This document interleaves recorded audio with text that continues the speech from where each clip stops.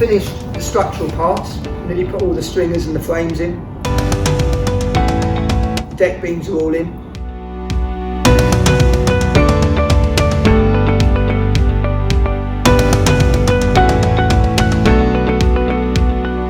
That piece is going to be seen in the whole boat, in every cabin.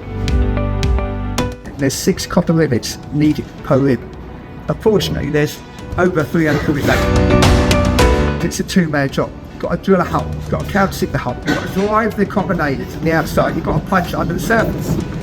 Then you have to hold a weight on the outside, and someone on the inside gets a little washery thing, he drives it on with a road punch, he snips off the end of the screw, and then he hits it about 50 times.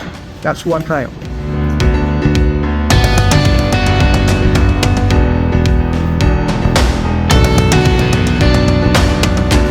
I'll tell the apprentices, have you ever had a slice of toast? Yes. Have you ever put butter on it? Yes. Well, it's just the same. Just pretend you're buttering your toast.